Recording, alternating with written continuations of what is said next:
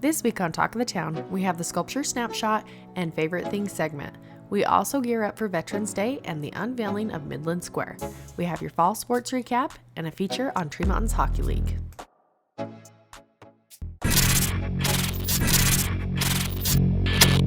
Over the years, Tremonton City has become known for its murals, adding works of art on a regular basis. With so many wonderful murals and sculptures being created, Tremonton fashioned a self-guided walking tour, which allows you to view these masterpieces up close while learning about the significant people and events that have helped define the life and character of this region. With summer here, Tremonton is encouraging residents to take time to enjoy these murals and sculptures that have won Tremonton Best of State Awards from 2016 to 2020 and again in 2022 and 2024. Tremonton also won 2020's Best of State Statue Award. Over the next few months, we'll guide you through each of these murals and sculptures, providing historical information and an up-close look from the comfort of your home. All right, everybody, welcome back to this week's segment of the Sculpture Snapshot with Brian Mickelson. We're here at 300 North, 48 East at the library so we can showcase Schumann Park Bell, which honors John Schumann, who's one of the first settlers of Tremonton. In 1903, he donated a portion of his homestead for the creation of a community park known today as Schumann Park. It's also a place of honor for the town bell that tolled the curfew for the children for 25 years and rang for special events and occasions and emergencies until it was replaced in 1936 by an electric siren. The Tremonton City Library, built in 1927, sits on the southwest portion of the park property, where the bell and monument were erected on July 24, 1970. The bell and monument were relocated from the front of the library to its current location in 2024. Follow me next week to see where we go next. This time of year is our favorite, and with the holidays in full swing, we showcase our newest segment, Our Favorite Things, featuring some of the best businesses in town. Our coverage is made possible only by great advertisers, so here's a shout out to them for all the love and support we receive. Here's to our favorite things. With flu season here, we think it's fitting to showcase Miller Medical. Dr. Todd Miller and his incredible staff work hard to ensure same-day visits and can help brighten your day when you just don't feel like yourself. They are there to take care of patients young and old and have a wide variety of healthcare options to help with all your healthcare needs and make sure you stay on a healthy track. We love that Miller Medical is another local business who's heavily involved in the community, especially with Bear River Sports. They are Bear River Live's injury update sponsor all year round and can provide your athlete with a sports physical each season. We also love their facility as it houses our Miller Medical Studio, where many of our features are recorded.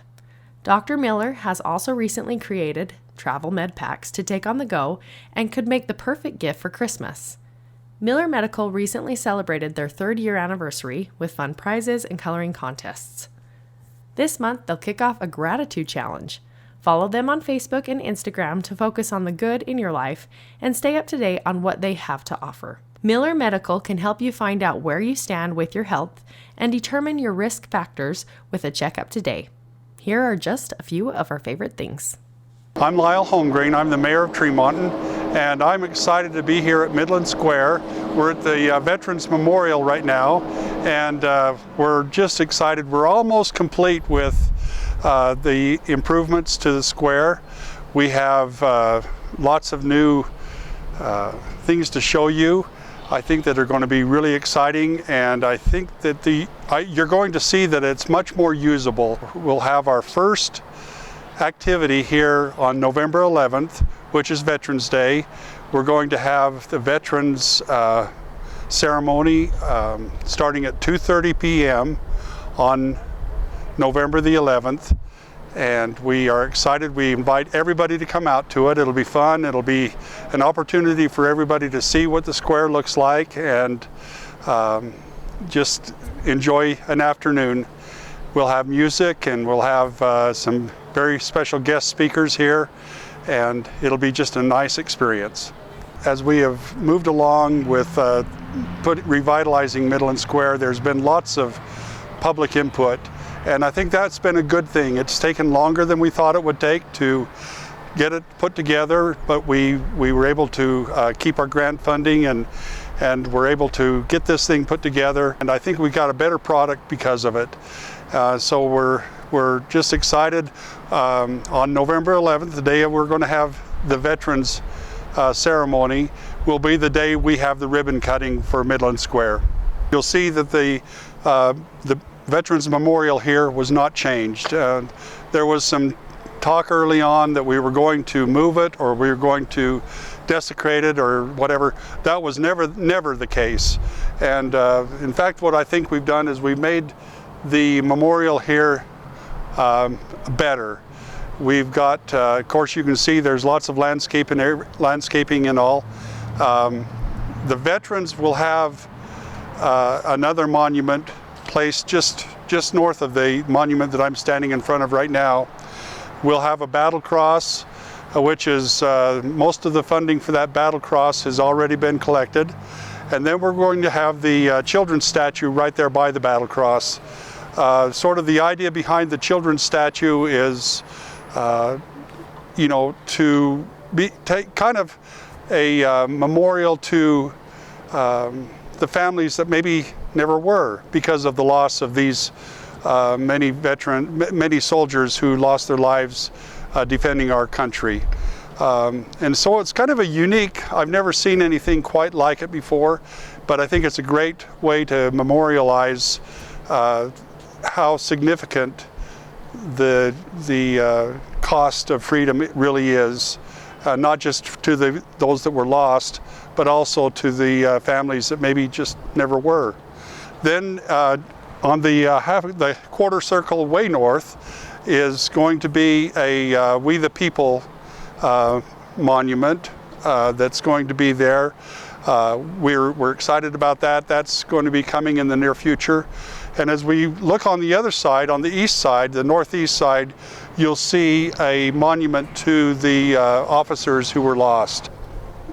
We're coming together with some really significant things that really reflect the kind of community that we really are. What the purpose of Midland Square really is a gathering place. It's a place for us to get together as a community for different events like Veterans Day, like Memorial Day, like farmers markets, whatever the case might be. Maybe weekend music, local music and that kind of thing. So really what it is it's a gathering place, and it's really the first step toward revitalizing Main Street. So this is step one. Step two will be revitalizing the actual Main Street. The names of the veterans that have served from the Bear River Valley. If you know people who served in the military, who would like to have their names added to the trees, we would love to have you reach out to us. You can reach out to the city offices, or you can contact myself or Zach Lefevre, and we would be happy to add those names. There is a small cost to doing it, but it's a great tribute to those who have served our nation, and we want to make sure that we recognize everybody. Hi, I'm Kirsty. I'm with Tremonton Parks and Rec, and I am the Youth Recreation Coordinator. So I run everything from basketball, hockey, volleyball, anything you think of, we got it going on at Parks and Rec.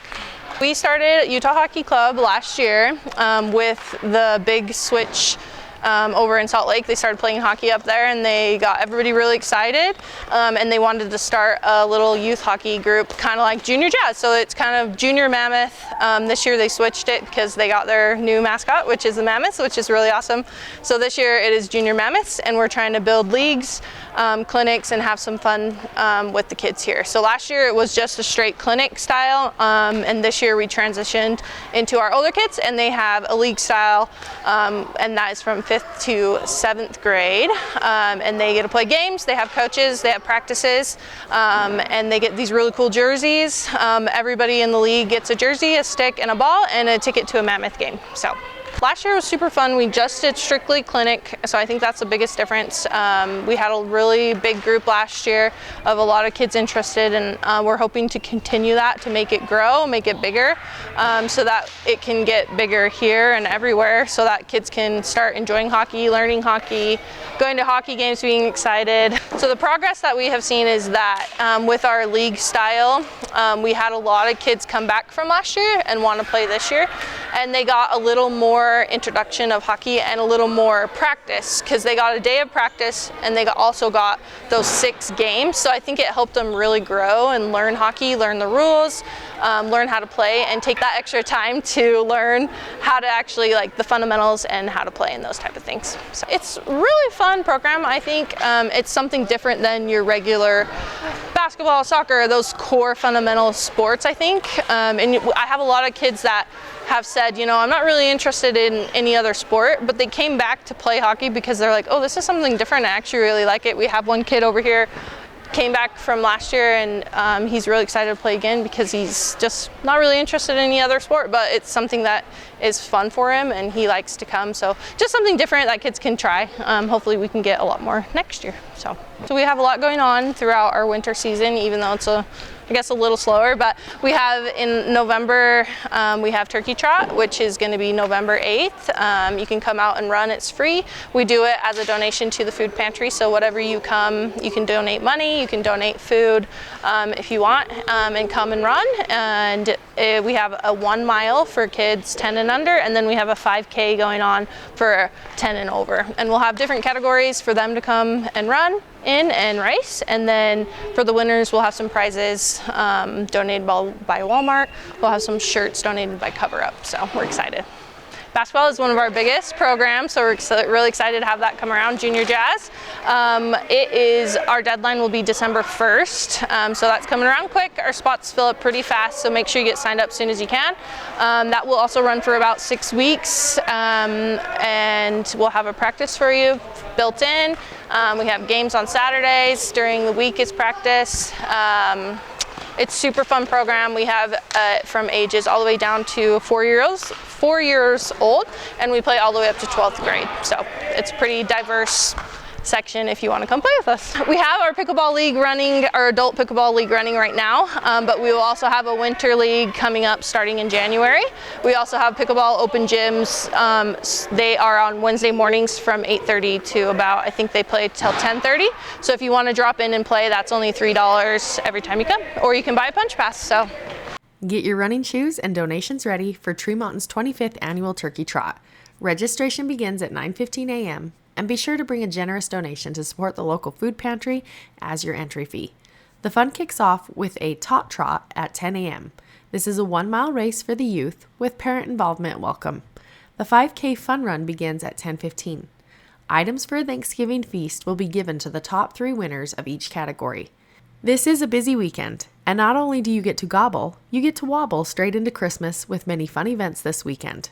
Bear River Floral is holding their annual Christmas open house, but this year the fun kicks off early, with doors opening at 7 p.m. on Thursday, November 6th.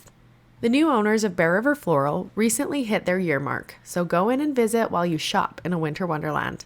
The annual Bear River Valley Craft Fair will also be held this weekend, November 7th through 8th at the fairgrounds. The new store, Wood and Willow, will also have a Christmas festival on Saturday, November 8th. You can also head on over to the Bear River Valley Senior Center for a quilt retreat and silent auction. See all the details here. The event will benefit home delivery meals for homebound seniors. We love all the good in our wonderful community and are excited to see all the joy and bonding this holiday season. Well, welcome to the Fall Sports Recap here with Athletic Director Clay Chernus. The man with all the answers. Yeah, not very many. Every once in a while I have something, but usually they're not their best answers. But yeah. I guess all our answers. There you go. So we'll recap. What do you got? 1, 2, 3, 4, 5, 6 fall sports. Yeah. Yep. So you're already answering the questions. Yeah. I guess that's what I do. So 6 fall sports. We'll start with cross country. That's a sport that if you're not fully invested in it, you Yeah. I have a hard time following it. Yeah, well, and honestly, this year with our new region, we didn't have any meets in town. We usually have at least one dual meet that we do, but the way we did it this year, everybody just kind of went to almost like a tournament. It's an invitational with the cross country stuff. So they went a lot of places. They went to Boise. They went to I think they went up to Idaho Falls this year as well, and 2 or 3 times down to Salt Lake. So yeah, we had our cross country kids. They competed quite a lot this fall. Did a really good job. I think we ended up 4th in region at the region meet, which qualified us for divisionals, and then I think we ended up right around 18. They take the top 20 to state, and we ended up qualifying like 18th to divisionals. And then when we got to divisionals, we actually moved up like 3 spots. I think we ended up moving up to like 14, 15 or 14. And so, and then we actually just barely ran this week at state down at Sugar House Park. So both the boys and the girls teams qualified for state, which was a big deal because of just the number of teams in 4A. So they went down there and qualified, and all of our varsity kids got to run. And did really well. I think we ended up about where we thought we would, right around 15 for both, and just did a good job. Like I said, we were not 100% sure we were going to be able to qualify both teams the way they were doing it this year, but we ran really, really well at divisionals, both the boys and the girls, and were able to move up enough to where we felt like we had a good shot of doing some stuff in state. So that was good. It was good to see those guys run, and they get after it. They start early. The cross country kids, they run past my house every morning in the summertime. They start 1st of June, man. They're going almost every day, starting the 1st of June, and then they're our last fall sport team done. So they got a long season, and it's not an easy practice that they do. They do a lot of running, and they do a lot of sprint training and stuff like that to keep themselves in shape. So gotta love watching those kids. But yeah, if you don't follow them specifically, it's hard. It's kind of hard to follow because there's not a lot of stuff that gets published and all that. But yeah, our cross country team has done really well the last 2 or 3 years. They've done a good job. Coach Wynn and Coach Pally this year have done a really good job of getting kids to buy into what they want to do, and we got a lot of kids that like pain, so they get up and run and do a good job that way. So. Well, we'll move to girls tennis. Okay. The first doubles they got. Yeah, we had first doubles. We had they got to Liberty. Mm-hmm. And then so Madison Savannah Corbridge got there. Maddie got there. Emma Calder. Emma for the singles. Yeah, so yeah. And then your doubles was Annie Duncan. Yep, Ann Duncan and Alexa Flores. Alexa, yep.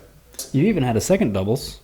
You had Riley Rhodes and Libby Westergaard. Oh, that's right. I forgot they made it down to state. I knew they made it to region, but I forgot they made it to state. That's awesome. Yeah, actually, I thought our girls tennis team did a great job this year. I think they won 3 region matches this year, which we haven't had some region wins. Going into the region tournament, we actually had three dual meets where we actually won the. I think it's whoever wins your first singles, second singles, third singles, and then first doubles, second doubles. It's a best of 5 basically. To see who wins all those, and so we won 3 of those, which was great. Maddie does a good job with that. Coach Maddie does a really good job getting kids ready. And then we went to region, and it was kind of a weird region. We had lots of rain, and there was some weather, and I think they had a lightning delay for like 3 hours or something. So it was kind of difficult, but I thought our girls did a really good job, and they qualified to go down to Brighton.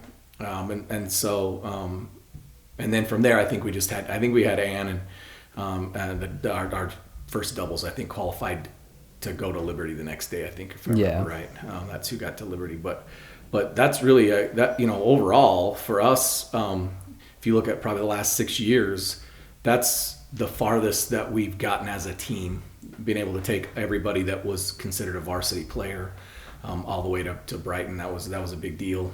And then be able to go on to Liberty. So I was really proud of them. They did a good job all year of working hard.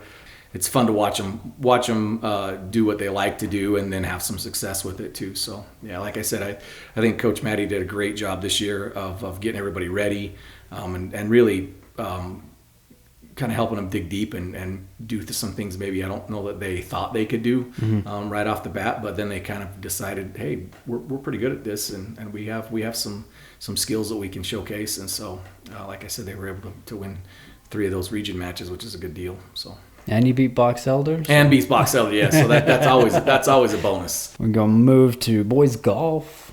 Boys golf did a good job. They had new coaches this year. Tristan left to go. He moved up to Boise, and we miss him. But Joel Ramsdale and Doug Payne were our new coaches this year. And they barely. We kind of recruited them right as the season started. Honestly, it was fast and furious. So they did a great job. We had quite a few of our kids that did well. I know their goal this year was to have overall have at least every kid that played varsity shoot in the 80s somewhere, so in the low 80s. And I know they actually had that happen at one match. So every kid that they took that day to that match shot in the low 80s. So it was good. We had some really positive things happen there. Lots of young kids. We only had 2 seniors on the team this year, so lots of really young players that are going to get a chance to come back. But our 2 seniors had a chance to go to. They both made it to the second day of state, so they made it through the region. Qualified that way, which is not all that easy to do, to be honest with you. If your team doesn't qualify to go to state, then you have to qualify individually. And there's like 9 different ways that someone else could do that, and you have to sit in this kind of numbers game, and we weren't sure whether they were both going to get to qualify, but they both qualified, and they both not only qualified but then went down and shot really well the first day and made it to the second day, and actually did really well on both days and represented us really well. So it was fun to watch those guys do that, and fun to watch them see their high school careers in golf kind of come to a culmination down there on the state tournament course. And you mentioned their goal to mid 80s, and I looked down the list, and everybody's about right there. Yeah. So I thought that was, there was a good goal for them. It was achievable, but it was something that they were going to have to work at a little bit, and that's not always easy to do when you're playing in a tournament. When you're just goofing around and hitting the ball around, it's a little easier to do. But when there's somebody there watching you and you gets a little bit of pressure on you, it's a little harder to do. So. Yeah, so you're Brady Woodward and Cutler Christensen, your seniors. Yep. And Christensen got like 4 under against Remuda. Yeah. But that wasn't a state qualifier. Yeah, it was a weird. Yeah, it was like I said, to qualify for states, it's weird. If your team doesn't qualify, then you've got all these other weird things that go in. But he actually shot really, really well in the region tournament. But the region tournament didn't count, so he had to take his conglomerate scores of all the region stuff and then look at see where he finished, and so he was able to qualify. And Brady because of his scores was a little higher that way overall, because he had a few. He didn't have as low of a score as Cutler did, but he had overall his average was a little lower. But they were both able to qualify that way. So it was nice to see them both play, and that was good.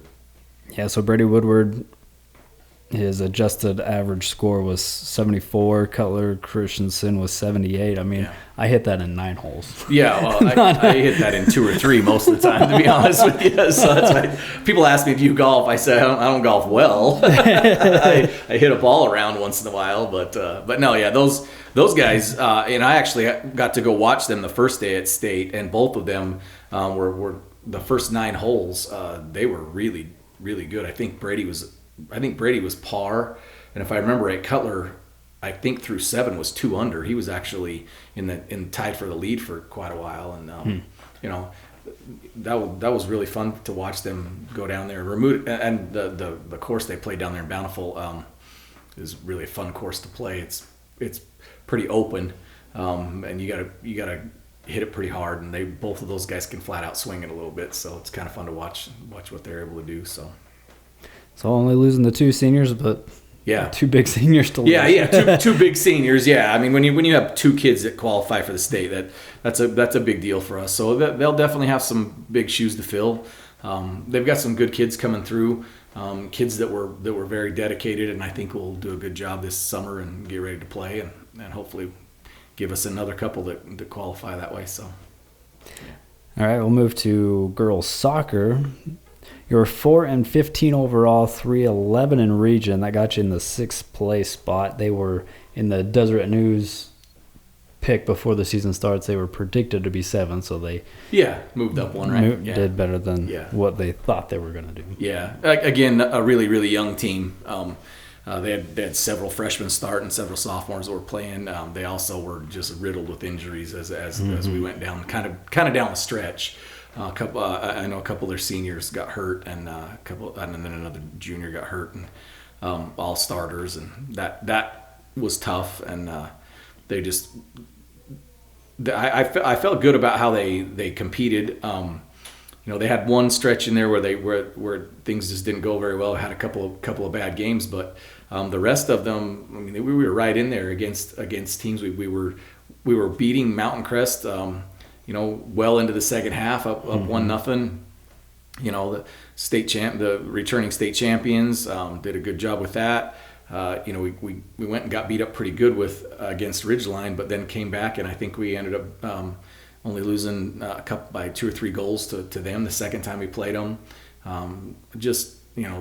Kind of changed things the way that we did a little bit on defense. We're a little bit more stingy, I think, and a little bit more gritty and tough, and Coach Waite does a good job with that. And it'll be interesting to see what we have next year. That we had quite a few seniors that were on the team, but we had a lot of young players play, and so it'll be interesting to see where those young players are at next year and how they're able to extend themselves and get better and see where we're at. So yeah, we have a really tough region. If you look at our region when you go into the state, I mean, there's usually 4 or 5 teams that are all vying for semifinal spots or final spots. So she lost 9 seniors the year before. This year we lose 7 seniors. Yeah.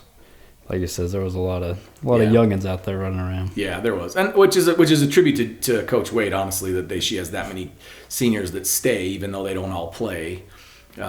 She does a good job with our kids, and our kids want to be out there and they want to be part of the program. So that's a good thing. So yeah, it'll be interesting to see just how well those younger kids do once they get a chance to. They've got some experience now. Oh yeah. How does that help them moving into next year? So. I mean, it goes along with football too. You had a lot of younger kids in there too, and they're just getting that much more experience. Right. And we talked about like Deseret Peak, how they didn't have any seniors or whatever. So I mean, you give them two years. They're gonna be tough. Yeah, for sure. We can just move right into no problem. Move right into football. They had 3-8 overall, 2-5 in region. Ended up in the 6th spot. Yeah. As well, they were picked to be 6th. You lose 11 seniors there. Yeah. For football. Yeah. Again, a lot of young kids ended up playing. We had a lot of injuries this year. So there was a lot of sophomores that had to step in and fill, varsity roles that we don't usually have sophomores doing that very often. There are a few, but not a lot. And so they had to do that. And we, later in the year, kind of went different quarterbacks coming in to try and look at some things. And then, Corver got hurt late, and so then Oakland had to come in and do some stuff. And so we looked at switching a lot of things up when it came to the offensive side of the ball to try and maximize our strengths for what we had. And that's hard. And towards the end of the season, you just kind of pull out a whole new playbook and say, "Okay, we're going to do this now." Yeah, and I mean, I don't think we pulled a whole new playbook, but like you say, you're trying to then, okay, what are our strengths? Our strengths were really more running the ball, and we're trying to figure out a way to make sure that our offensive line understands what their blocking schemes are on some of those things in order to get some things out on the edge. And that was a little rougher, and our regions are really, really tough. I was going to say, you're trying to do that while playing the best in the state. And the last part of the season, we're playing teams like Green Canyon, Mountain Crest, and Ridgeline. So it's kind of like building a plane while you're trying to fly it at the same time. It's pretty tough. So yeah. But overall, like you said, we'll lose quite a few seniors. We'll lose some impactful seniors. Obviously, several 2 or 3 year starters that either started and were hurt or made it through the year, and so those guys will definitely miss them, and it'd be a situation putting together something for next year as far as looking at all those kids that are coming back and saying what are our strengths and what do we want to focus on, and what do we want to focus on trying to make sure that we do really well. And so it'll be interesting to see some of those kids. A lot of our skill players are younger kids. And so we got we'll have the one thing we will have that we have not had in the past for a little while is we'll have quite a few returners on our offensive line. So I'm looking forward to see what we're able to do with that now that they've had a full year and then coming back and being able to have that experience going next year. Girls volleyball now. They went volleyball. 9-15 overall, 4-10 in region, which got 6th. Yeah. They were picked to be 8th. Yeah. In that coaches poll there at the start of the season, but you only lose 3 seniors. Yeah. I thought our volleyball team played unbelievably well this year. I mean, they had a lot of fire, they had a lot of passion, they had a lot of heart.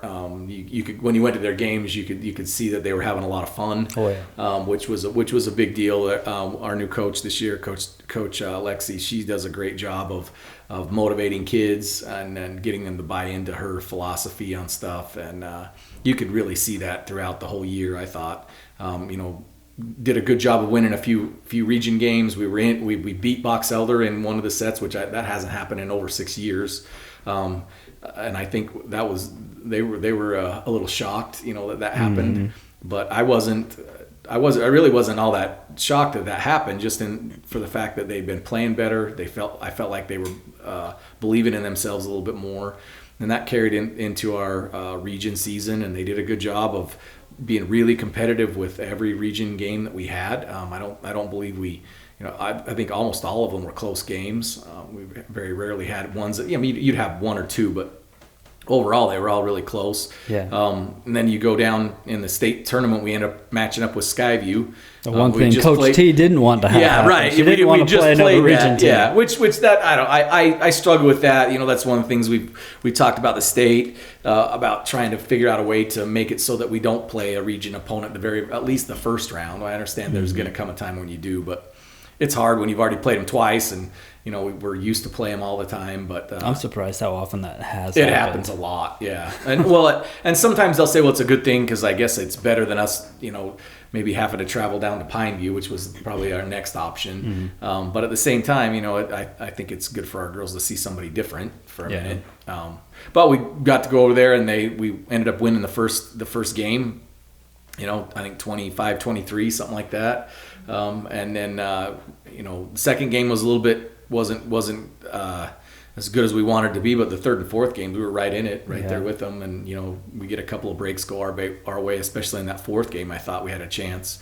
You win that game, and then it's all bets are off. And so I thought we did a really good job with all that. Like you said, we only had 3 seniors there this year, and they did a great job. But it'll be interesting to see all of those underclassmen. We had a couple freshmen that started, one freshman that started, a couple sophomores that started, some juniors. So it'll be interesting to see what kind of fire they come back with, because I think that with Coach Lexi there, she'll get them going this off season and really get them ready to play next year too. So for cross country, you had Jade Hunter, Lincoln Allen, Tucker Larson for the boys. For the girls, you had Ali Aoki, Cleo Swan Schmidt, and then Catherine Hampson, Mercedes Franson, and Sarah Pace. Yeah, that sounds right. Okay. Yeah. And for football, you only got Corver Riley. Yep. And then girls soccer, Addie Kamek, Taylor Chapman. Girls tennis was Annie Duncan. Yep. And then girls volleyball, Brindley Call, Haley Richards, Jenna Hamblin, and Michaela Paulino. Yeah. So and honestly, right now with Academic All-State, you pretty much have to have a 4.0. You can get Academic All-State if you don't have a 4.0. but it's pretty hard to do. There's a sliding scale, and it's almost impossible. You have to have like a 36 ACT if you don't have a 4.0, so it's really hard. So you got to give those kids a ton of credit for working really hard for their entire high school careers to keep that 4.0. And we have a wall up on the outside of our gym where you can see everybody from 1984 all the way through this year who receives academic All-State awards. We think it's a big deal, and so we put their names up there on a plaque, and you can kind of see it based on the year. And we feel like it's a big deal, and we want to make it a big deal. So yeah, we congratulate those athletes. That it takes a lot, especially when you're in your sport. And multi-sports, those names you're going to hear them all season. Almost all of it. And it's it's interesting. I always say, my wife always says, if you want to get something done, ask somebody that's busy. She always says that. And I think that's true. I think that when kids are involved and when they're motivated to do certain things and they know they need to do certain things, then it just gets done. It doesn't mean it's not hard or it doesn't take a lot of effort, and it does. But like you said, they're playing multiple sports, and most of those kids are taking some honors classes, some AP classes, some USU classes. So it's not like they're taking cupcakes. They're not taking underwater basket weaving. They're taking we have really that. tough. I wish. I wish. We're getting it. We're trying to bring that back. But, no. But yeah, they do a great job, and we really appreciate their effort and their just their drive about doing that, and we try and make sure that we make a big deal out of that. I think we had we just barely got, like I said, you got them. I haven't even got the list yet, but once we do that, we'll put them out on our socials and make sure that they know that they get put up on the wall over there for the academic All-State. All right. Well, thanks, Cool. Coach. Absolutely. Thank you. Appreciate you guys. Winter sports just around the corner. Next week, man. Anything we need to know about? Not that I know of yet. Just now, I'm looking forward to it. It'll be fun to get our winter sports going.